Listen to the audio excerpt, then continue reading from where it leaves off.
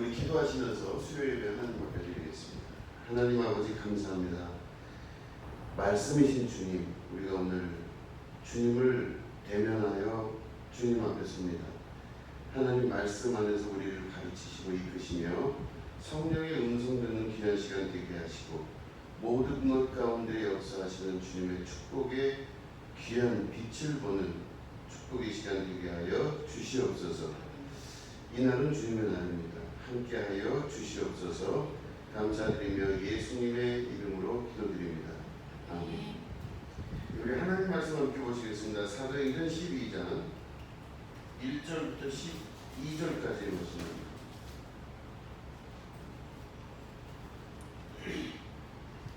사도행전 12장 1절부터 12절까지의 말씀을 우리 교도하도록 하겠습니다. 그때에 헤롯 왕이 손을 들어 교회 중에서 몇 사람을 해하려 하여 요한의 형제 야고보를 칼로 죽이니 유대인들이 이 일을 기뻐하는 것을 보고 베드로도 잡으려 할세 때는 무교절 기간이라. 잡음에 무게 가두어 군인 밀식인 린에게 맡겨 지키고 6월절 후에 백성 앞에 끌어내고자 하더라. 이에 베드로는 옥에 갇혔고 교회는 그를 위하여 간절히 하나님께 기도하더라. 헤롯이 잡아내려고 하는 그 전날 밤에 베드로가 두 군인 틈에서 두 쇠사슬에 매어 누워 자는데 가수분들이 문 밖에서 옥을 부수셨다. 호련히 주의 사자가 나타나매 옥중에 광채가 빛나며 또 베드로의 옆구리를 쳐 깨워 이르되 급히 일어나라 하니 쇠사슬이 그 손에서 벗어지더라. 천사가 이르되 띠를 띠고 신을 신으라 하거늘 베드로가 들려가니 천사가 또 이르되 겉옷을 입고 따라오라 한대 베드로가 나와서 따라갈새 천사가 하는 것이 생시인 줄 알지 못하고 환상을 보는가 하니라. 이에 첫째와 둘째 파수를 지나 시내로 통한 쇠문에 이르니 문이 저절로 열리는지라. 나와서 한 거리를 지나매 천사가 곧 떠나더라.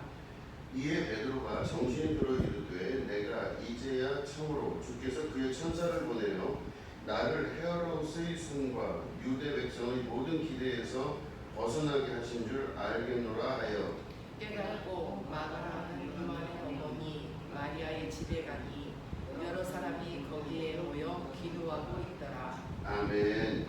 예, 오늘은 천사라는 제목 가지고 함께 말씀을 나누도록 하겠습니다. 신앙생활을 잘하나 못하나 이게 되게 중요합니다. 그래서 10년, 20년, 30년, 어떤 사람은 심지어 50년 이상 신앙생활 하신 분도 있는데 그 신앙생활의 핵심이 뭘까 보면은 보이지 않는 것을 볼 수 있는 사람이 되는 겁니다. 이 신앙생활입니다. 보이는 것으로 살아가는 사람은요, 육신으로 살기 때문에 교회를 다녀도 직분이 있어도 신앙생활에도 다 보이는 것으로 삽니다. 그렇기 때문에 보이는 것으로 습관이 들어서 살기 시작하면 아무것도 결정나는 게 없습니다. 성경에 있는 말씀은 보이는 세계가 아니라 보이지 않는 세계에 관해서 끊임없이 강조하여 말씀하십니다. 그래서 우리도 지금 보이는 것들과 보이지 않는 것들을 구별할 줄 아는 믿음의 훈련이 신앙생활 안에서 되어야 됩니다. 그래서 보면은 이제 예를 들어서 어떤 사건이 일어나면 그 사건이 일어나는 그 사건을 보는 게 아니라 사건 뒤에서 일어나는 것들을 볼 수 있는 게 믿음의 눈입니다. 앞에서 전쟁이 일어나는데 전쟁을 보면 막 끔찍하고 괴롭고 이럴 텐데 전쟁 뒤에서 일어나는 걸 볼 수 있는 게 믿음생활이고 신앙생활입니다. 신앙생활 잘하는 사람은 그 뒤에서 일어나는 것을 볼 수 있는 사람입니다. 이게 바로 영적인 눈이고 영적인 귀가 열리는 것이죠. 그 예수님이 그 제자들과 함께 그 배에 올라타셨을 때 막 파도가 치죠. 그럴 때 예수님은 백고물에서 이렇게 주무셨다고 기록하고 있습니다. 그러니까 속이 편하신 거예요. 그런데 제자들이 너무 무서운 거예요. 막 파도가 치고 막 거의 죽을 듯하니까 어떻게 좀 예수님은 저렇게 주무실 수 있나 싶어서 예수님을 깹니다. 깨어서 예수님, 우리가 다 죽게 됐습니다. 어떻게 잠을 주무십니까?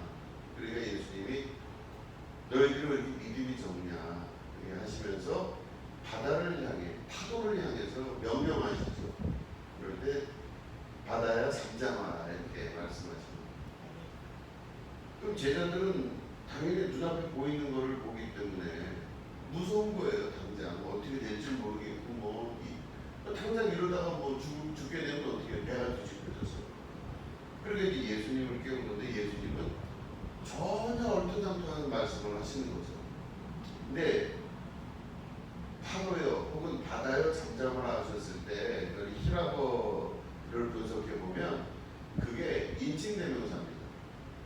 인격대명사예요. 다시 말해 그거를 만약에 인격이라고 생각하지 않았으면은 영어로 치면은 it 이런 식으로 얘기를 하거나 그래야 되는데 히라버에서는 그 부분이 되게 명확한데 그 뒤에 있는 인격에 관해서 이야기를 하는 거예요.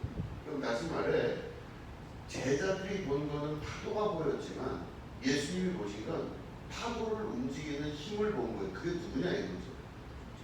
마귀 사단의 권세들은 끊임없이 무언가를 일으켜서 육신을 갖고 있는 우리들이 두렵게 만들고 떨게 만드는 것이 마귀의 역사입니다. 그럼 예수님은 제자들과 다르게 보신 거예요. 제자들은 파도를 보고 무서워했지만 예수님은 파도 뒤에서 역사하는 힘을 보고 저주하여 잠잠하라 그러신 거예요. 그러니까 파도가 바다가 예수님 말씀 듣고 잠잠해지잖아요. 그걸 보면 결국에는 영적인 그 힘은 뭐냐? 보이지 않는 것을 볼 수 있는 힘입니다. 예수 그리스도의 이름으로 명하노니 우리의 마음을 혼란시키고 나를 두렵게 만들며 걱정스럽게 만들고 힘들게 하는 모든 것들아 예수 그리스도의 이름으로 명하여 저주하노니 자리를 털고 떠나갈지어다. 이렇게 말씀할 수 있는 그런 능력의 백성들이 되셔야 돼요. 이게 바로 보이지 않는 것을 볼 수 있을 때 나타나는 거예요. 단순하게 파도가 치는 것은 정말로 두렵고 무섭죠. 별의별 일들이 다 일어나고 그 일어나는 것들에 대해서 우리들이 바라보면요 정말 여러 가지 일들이 일어납니다. 그런데 그 모든 것들 이면에 일어나고 있는 수많은 것들을 볼 수 있을 때 그때는 사실은 두렵지를 않게 됩니다. 그렇기 때문에 하나님은 끊임없이 두려워하지 말라 놀라지 말라 내가 너와 함께하리라 이러시잖아요. 그런데 우리는 그 하나님 말씀 듣고도 보여달라 그래요. 보여달라. 아예 하나님 보여주십시오. 증거를 보여주셔야 제가 있지 않겠습니까? 아니 증거가 없지 않습니까? 증거. 그런데 우리들은 왜 자꾸 증거를 요구하냐면 우리는 눈으로 보는 것으로 결정 내리고 고정을 시켰기 때문에 하나님의 방식으로는 보지를 못하는 거예요. 그러니까 끊임없이 증거를 보여달라고 그래요. 그런데 헬라인들은 증거를 구하지만 우리들은 믿음의 눈으로 모든 것들을 볼 수 있는 사람이 돼야 된다는 것입니다. 자, 그럼 오늘 주제가 천사인데 이 천사는 과연 성경에서 어떻게 표현되고 있나를 보겠습니다. 우리 사실은 천사가 지금도 존재하고 있다고 우리가 믿으셔야 됩니다. 못 믿으시겠어요? 천사. 이거를 한쪽에서 수호천사로 얘기도 하고 여러 가지 이야기를 하지만 천사는 일단 우리들 하나님의 택함 받은 자들과 믿는 자들 예수 그리스도와 우리 그리스도시란 걸 믿는 우리들을 지키고 보호하고 이끄는 그 모든 하나님의 일들을 돕는 자들입니다. 눈에 보이지는 않아요. 때로는 다른 모양으로 나타나기도 하고 내가 이게 사람인 줄 알았는데 실제로 보니 천사의 경우도 있다는 것입니다. 그런 경우가 성경에만 써있다 그러면은 우리가 성경을 읽을 이유가 없죠. 그건 그때 이야기니까. 그럼 지금 없다는 얘기잖아요. 아니라는 겁니다. 지금도 동일하게 그 천사가 역사하고 존재하고 있다는 것입니다. 그렇기 때문에 그 천사는 말씀 안에서 말씀을 믿는 자들에게 실제적으로 나타나서 역사하는 힘이 되는 겁니다. 오늘 말씀도 보시면 베드로를 잡으려고 유대인들이나 이 사람들이 베드로를 잡으려고 했고 결국은 잡았어요. 그래서 그 기간에 잡아서 옥에다 가두었다고 기록하고 있습니다. 근데 베드로가 옥에 갇혔는데 그 안에서 이제 그 베드로는 옥에 갇혀 있고 교회는 베드로가 잡혀가니까 간절히 이 베드로를 위해 기도하고 있는 그런 장면입니다. 그런데 어떤 일이 벌어지냐면은 갑자기 옥중에서 환하게 광채가 빛나기 시작합니다. 그런데 갑자기 베드로가 또 자고 있었나 봐요. 옆구리를 탁 쳐서 누군가가 깨웁니다. 그럴 때 급히 일어나라 하는 소리를 들어요. 베드로가. 일어났죠. 그런데 좀 있다 보니까 묶였던 쇠사슬이 손에서 풀어지기 시작합니다. 근데 천사들이 그걸 성경은 뭐라고 얘기하냐면 오늘 본문 12장 8절에 보면 천사가 이르되 이렇게 돼 있죠. 천사가 이르되 띠를 띠고 신을 신으라 하거늘 베드로가 그대로 그 천사의 말을 들었다고 합니다. 그리고 또 천사가 말하기를 겉옷을 입고 따라오라 그랬는데 9절에 보니 베드로가 그대로 하란 대로 해서 따라갔는데 천사가 하는 것이 생시인 줄 알지 못하고 환상을 보는가 아니라 이렇게 기록하고 있어요. 사도행전은 되게 그 누가가 써서 그런지 누가는 의사지 않습니까? 그 상황에 대해서 정확하게 기술하려고 노력을 해요. 근데 베드로가 못 믿었다는 뜻입니다. 천사가 깨워서 이렇게 일어나라 해서 옷을 입고 나오는데 나오는 중에도 베드로는 이게 꿈인지 생시인지 환상인지 이게 헷갈렸다는 거예요. 그럴 수 있죠. 우리 같아도 지금 내가 확실하게 믿고 있는 건 뭐냐? 아니 감옥에 갇혀서 이 수갑을 차고 누워서 이제는 뭐 앞에 사람들이 지키고 있고 그런데 거기서 어떻게 수갑이 풀어지고 빛이 나면서 옷을 입고 나오라 하는 소리가 들리고 그게 이게 어딜 봐도 꿈이죠. 꿈을 꾼다고 생각한 겁니다. 그런데 이제 보면은 11절에 보니까 이제 천사가 베드로를 끌고 밖으로 나왔는데 11절 보니까 베드로가 정신이 들어 이르되 내가 이제야 참으로 주께서 그의 천사를 보내어 나를 헤롯의 성과 유대 백성의 모든 기대에서 벗어나게 하신 줄 알겠노라 이렇게 이야기합니다. 그러니까 그 전까지는 그게 진짜인지 아닌지를 몰랐던 거예요. 환상인가 환신가 내가 좀 정신이 이상해졌나 이렇게 생각이 듭니다. 그러니까 이 장면을 보면요 베드로의 마음에서는 아주 여러 가지가 복잡한 가운데 그 확실한 베드로의 믿음은 뭐였냐면 나는 지금 현재 감옥에 갇혔다. 이건 확실한 경험을 통한 믿음이잖아요. 내가 지금 감옥에서 수갑 차고 있다. 이거는 믿음이에요. 나타난. 그런데 천사가 나타나서 하는 과정을 봤더니 그 믿음이 내가 감옥에 있다고 하는 믿음이 너무 강하니까 나머지 일어나는 사건들이요 환상과 같이 보이고 꿈과 같이 보이고 이상하게 보이는 것입니다. 우리들은 어떤 믿음을 갖고 있냐면요 우리들은 대부분 내가 살고 있는 눈에 보이는 현실을 실제라고 믿고 있을 때가 많아요. 베드로가 감옥에 있는 건 당연히 실제죠. 그런데 신비한 일이 기적이 일어나니까 베드로가 그거 이상한 겁니다. 이상하게 여겨진 거예요. 그런데 여러분 만약에 베드로가 이런 경험을 하고 난 이후에 베드로의 믿음이 자기가 현재 보여지고 있는 것들을 믿는 게 아니라 이 일 겪고 난 이후에는 베드로는 보여지는 걸 믿는 게 아니라 하나님께서 주시는 것을 믿음으로 받아들이는 사람으로 점점 성장합니다. 믿음의 역사. 우리는 대부분 지금 현재 보여지는 것들을 믿을 때가 많아요. 그렇죠? 여러 가지 어려운 일, 힘든 일 혹은 좌절되는 일들을 막 볼 때가 되게 많습니다. 그럼 눈으로 보이는 것은 뻔해요. 너무너무 확실해요.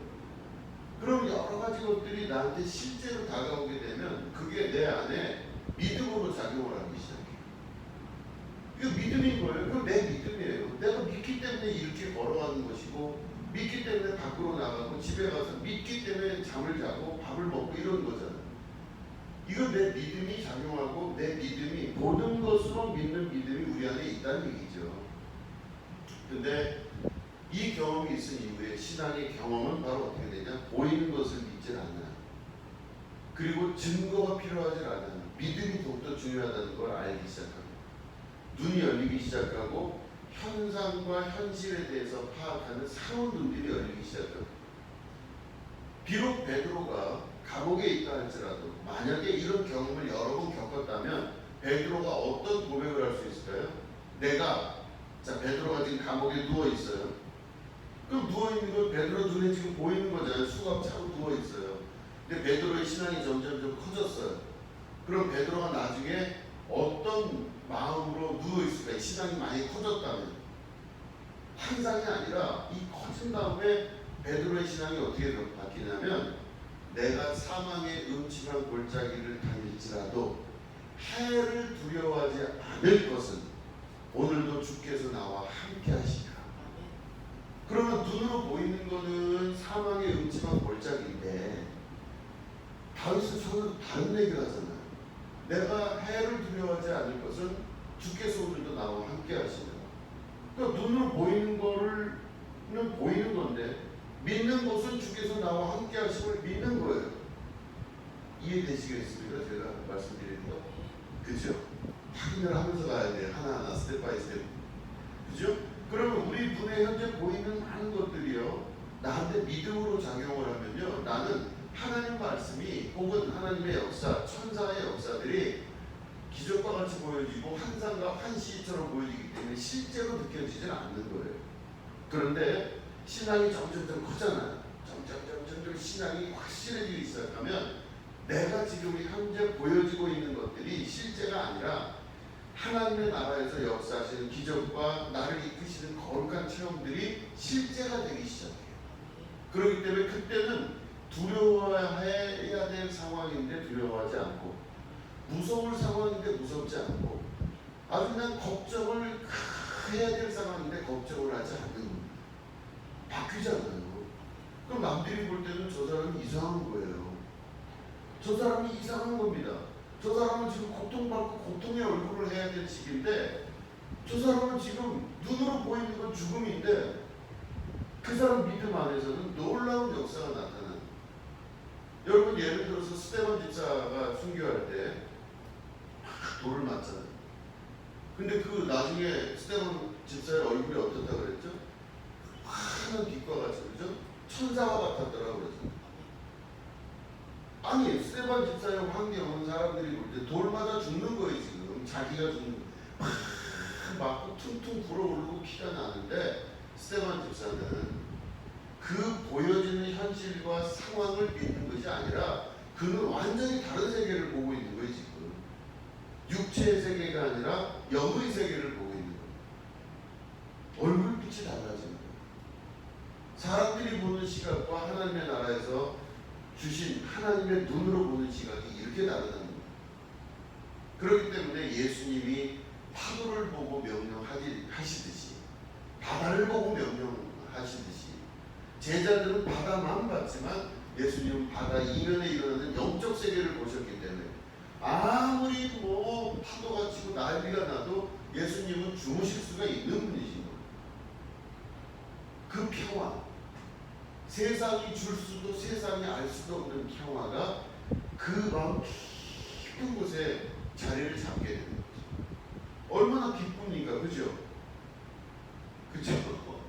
여러분 걱정되시는 게 있으세요? 있으시구나. 걱정하지 마시기 바랍니다. 두려워하지 마시고 놀라지 마시고 걱정하지 마시기 바랍니다.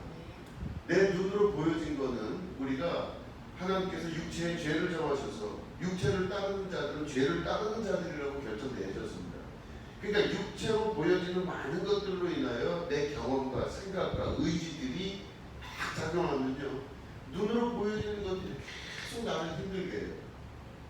그런데 내가 그 육체를 따르지 않냐고 내가 태어날 때부터 하나님의 형상을 닮은 자로서 내 영, 하나님께서 나에게 주신 그 영의 말씀, 영을 통하여 말씀하시는 하나님의 음성을 듣고 보고 따르는 자가 될 때는요 걱정하고 두려워할 게 하나도 없습니다.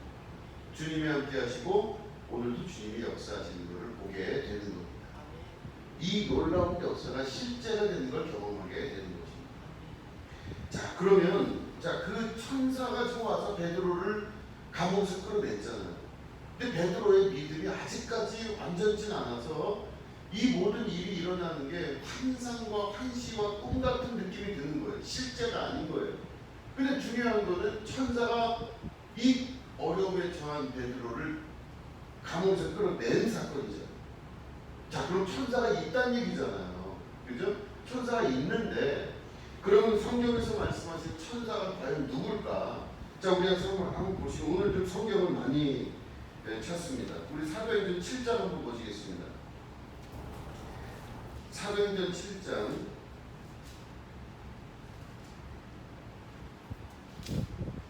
좀 길지만 이것도 교독하겠습니다. 사도행전 7장 30절부터 35절입니다. 사도행전 7장 30절부터 35절 교독합니다. 40년이 참에 천사가 시내산 광야 가시나무 떨기 불꽃 가운데서 그에게 보이거늘 모세가 그 광경을 보고 놀랍게 여겨 알아보려고 가까이 가니 주의 소리가 있어 나는 내 조상의 하나님 즉 아브라함과 이삭과 야곱의 하나님이라 하신데 모세가 무서워 감히 바라보지 못하더라. 주께서 이르시되 네 발에 신을 벗어라 내가 서 있는 곳은 거룩한 땅이라 내 백성이 애굽에서 괴로움 받음을 내가 확실히 보고 그 탄식하는 소리를 듣고 그들을 구원하려고 내려왔노니 이제 내가 너를 애굽으로 보내리라 하시니라.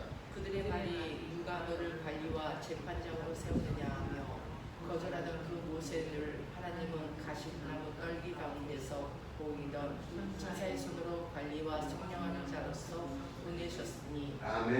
아멘. 자, 여기 보시면은 30절에 보니까 뭐라고 되어 있어요? 40년이 참에 천사가 시내산 광야 가시나무 떨기 불꽃 가운데서 이렇죠. 그러니까 다시 말해 우리가 출애굽기에서 봤던 모세에게 나타난 여호와 하나님이 사도행전에서 뭐라고 기록되어 있어요? 천사라고 기록되어 있죠. 그렇죠.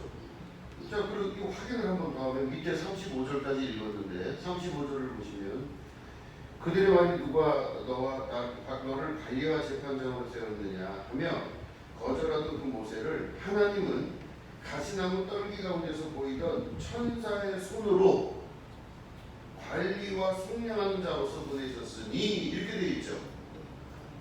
그러면 우리가 이 말씀을 볼 때 출애굽기에서 나오는 여호와 하나님에 관한 그 이야기가 실제로 유대 전통 안에서는 하나님은 인간의 삶 속에 우리의 능력, 우리의 인식 세계 안으로 들어오시기가 어려워요. 너무 크시고 너무 광대하시고 너무 깊으신 분이기 때문에 우리의 눈 안으로 하나님이 들어오실 수가 없어요. 그러니까 하나님을 보면 어떻게 돼요? 그래서 죽어요. 그래서 죽는 겁니다. 왜냐하면 하나님을 봤다 그런 사람은요, 그 거짓말하는 자거든요.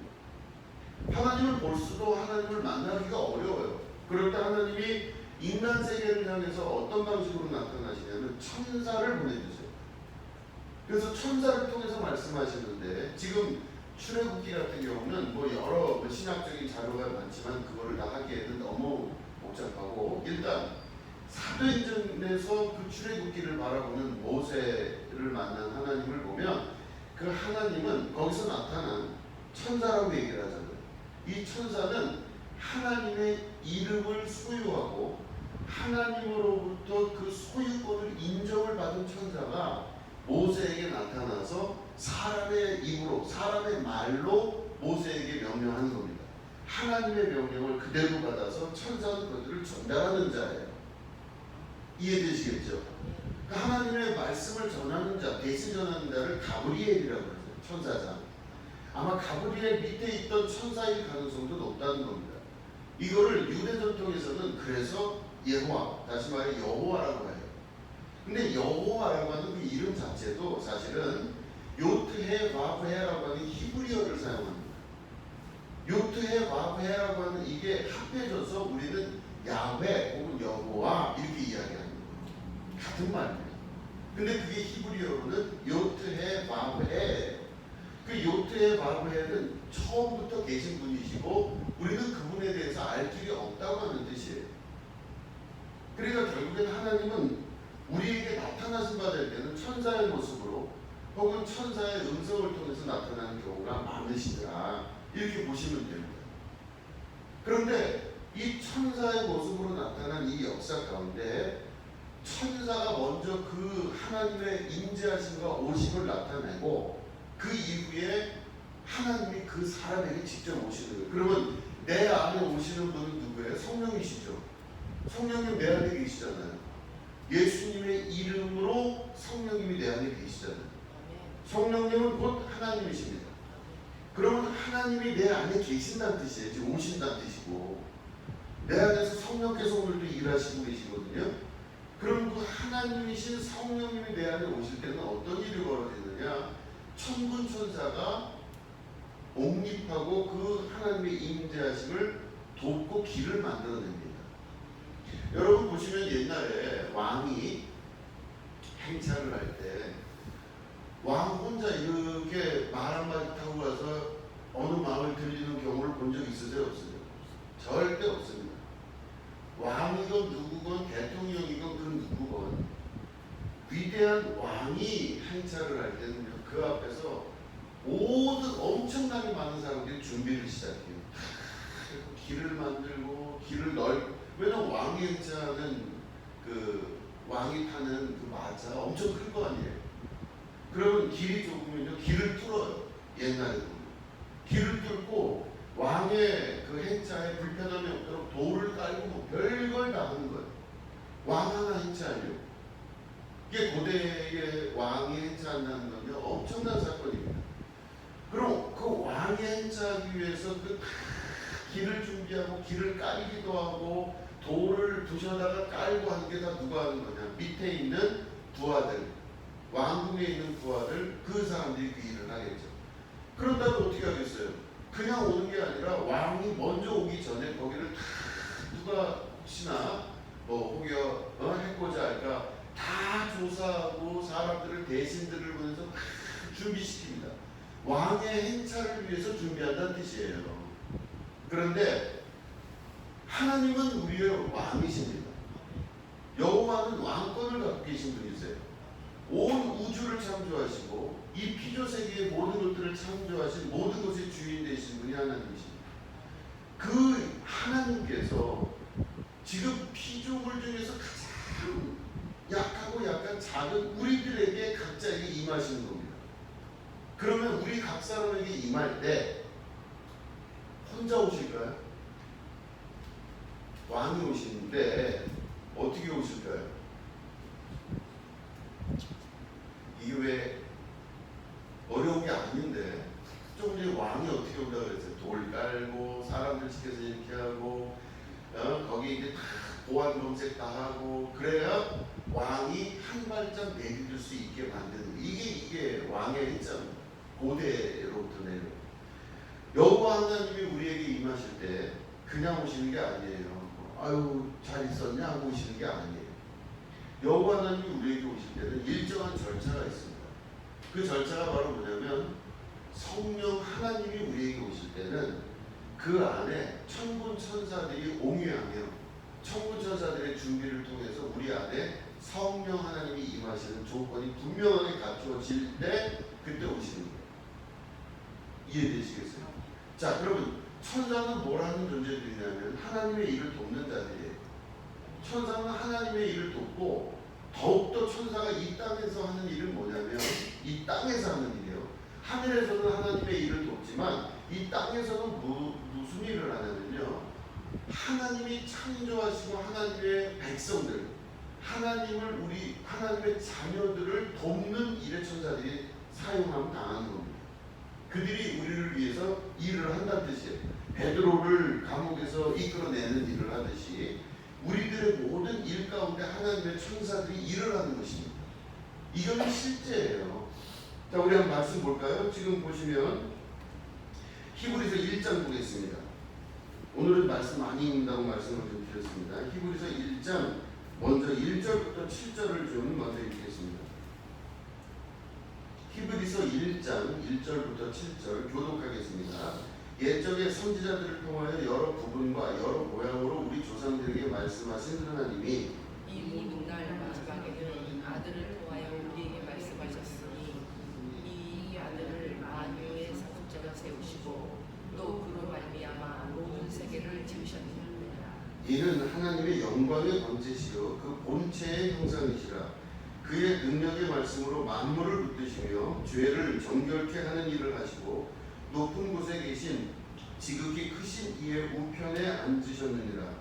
그가 천사보다 훨씬 뛰어남은 그들보다 더욱 아름다운 이름을 기업으로 얻으시니 하나님께서 어느 때 천사 중 누구에게 너는 내 아들이라 오늘 내가 너를 낳았다 하였으며 또 다시 나는 그에게 아버지가 되고 그는 내게 아들이 되리라 하셨느냐. 또 그가 맏아들을 이끌어 세상에 다시 들어오게 하실 때 하나님의 모든 천사들은 그에게 경배할지어다 하시며 또 천사들에 관하여는 그는 그의 천사들을 바람으로 그의 사역자들을 불꽃으로 삼으시느니라 하셨으되 아멘. 자 여기 보시면은 한번 밑에 더 읽겠습니다. 14절 같이 읽겠습니다. 14절 시작. 모든 천사들은 섬기는 영으로서 구원받을 상속자들을 위하여 섬기라고 보내심이 아니냐. 아멘.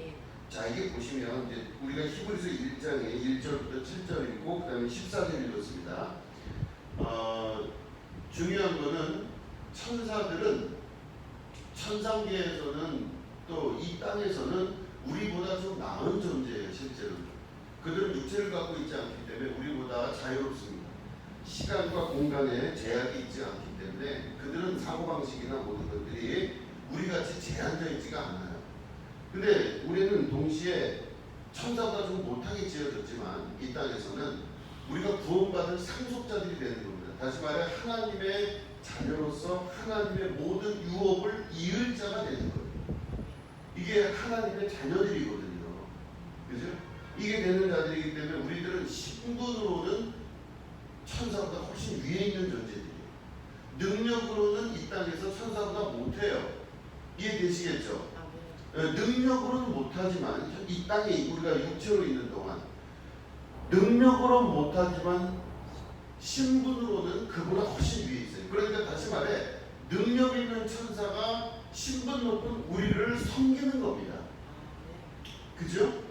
그러면 내가 비록 능력이 없어도 나를 돕는 천사들, 하나님의 보내시는 거룩한 천사들이 있기 때문에 내가 능력이 없다 할지라도 능력 주시는 자 안에서 모든 것을 할 수 있게 되는 것입니다. 이렇게 되는 거예요. 자 그러면은 우리 보시면 우리가 히브리서 1장 7절까지 읽었는데 7절을 보시면 천사들에 관하여는 그는 그의 천사들을 뭐로? 바람으로 그리고 그의 사역자들을 불꽃으로 삼으시느라 그랬죠. 우리 사도행전 기억나시죠? 그의 천사들을 바람과 불꽃으로 천사들이 어떻게 온다고요? 바람과 불꽃으로 사역자를 삼으신 거죠. 지금 하나님이 사도행전에 우리 2장 보면 이렇게 나오잖아요. 오순절날 어떻게 되죠? 급하고 강한 바람 같은 소리가 있죠. 먼저 막 바람이 불었어요. 그 다음에 마치 불의 혀처럼 갈라진 것들이 각 사람 머리 위에 임했잖아요. 그럼 이거는 바로 뭐냐? 잘 모르시는 분들은 이게 바로 성령이라고 잘못 오해하고 있습니다. 성령께서 오시기 전에 그의 사역자들을 바람으로 그의 사역자들을 불꽃으로 삼으신 하나님의 역사가 그 안에 마가다락방에 모여있는 사람에게 바람이 불기 시작하고 다시 말해 천사가 강하게 임하기 시작하고 그리고 그 혀에 불처럼 갈라지는 것들이 각 사람 머리 위에 임하기 시작하면서 그 이후에 어떤 일이 벌어지느냐 성령이 말하게 하심을 따라 다른 언어들로 말하기를 시작하니 이렇게 돼 있어요. 순서가 그렇게 되는 겁니다. 바람이 불고 혀에 불처럼 갈라지는 불들이 머리 위에 각 사람 머리에 있더니 그 이후에 성령의 성령의 충만함을 받아서 성령의 말하게 하심을 따라 그들이 말을 하기 시작해요. 이게 방언의 시작이잖아요. 그러면 성령이 말하게 하심을 따라 했다는 건 뭐냐면 나는 내 의식은 지금 똑바른 거예요. 현재 나는 지금 현재 정신이 나가는 것도 아니고 나는 그대로 있는데 내가 그대로 있는데 내 입에 말은 다른 말을 하는 거죠. 이게 방언이잖아요. 내가 내 머리에 있는 모든 것들이 그대로 있는데 나는 정신이 온전한 상태인데 내가 성령의 말하게 하심을 따라 각각 다른 언어들로 얘기하기 시작하는 이게 바로 사도행전에 나와 있는 마가다락방의 성령의 임재입니다. 자 그러면 조금 전에 성령의 임재로 나타나면서 내 의지가 아니라 성령의 의지대로 내가 말을 하는 거잖아요. 지금 성령이 나를 이끌어서 성령의 의지대로 말하게 하시는 거예요. 지금 이 상태가. 그 전에 뭐가 있었어요? 천사들이죠. 바람과 같은 천사가 나타나고 불의 천사가, 그죠? 여기 보면 우리가 히브리서 그의 천사들을 바람으로, 그의 사역자들을 불꽃으로 삼으셨다고 그랬잖아요. 바람과 불꽃. 자 보세요. 하나님 앞에 번제를 드리게 될 때 번제라고 하는 건요 완전히 타서 없어지는 거죠. 그리고 불을 그 제물에 붙여요. 바람이 있어야 되잖아요. 불이 타면서 바람이 붙으면요 완벽하게 이게 다 타서 없어지는 거예요. 바람이 불이 타기 시작하면서 이 제물이 완벽하게 없어지고 바람이 불면서 그 남은 제마들도 하늘로 사라져 버리는 거예요. 이게 바로 바람과 불꽃의 역사예요. 하나님의 천사의 상징들이 바로 뭐냐면 상징성은 내가 하나님 앞에 내 몸과 내 인격과 내 모든 것들 자아를 주님 앞에 십자가에 내려놓고 예수님 죽으셨을 때 나도 죽었습니다 하고 나의 모든 삶을 주님 앞에 온전히 맡겨지게 될 때 나는 나라고 하는 자아는 불꽃의 제물이 되기 시작하고 바람이 불면서 내가 온전히 타서 없어지는 거예요. 그럼 어떻게 돼요? 나는 없어지는 거예요. 나는 없는 겁니다 지금. 그럼 내 의식, 내 의지, 내 생각 다 없어져요. 내가 여기 있는데 그리고 나서 그게 다 없어진 다음에 나타나는 게 뭐예요? 성령이 그 다음부터 임재하셔서 그를 통하여 성령이 말하게 하심에 따라 각각 다른 마음으로 말을 하기 시작하는 거예요. 이해되시겠죠?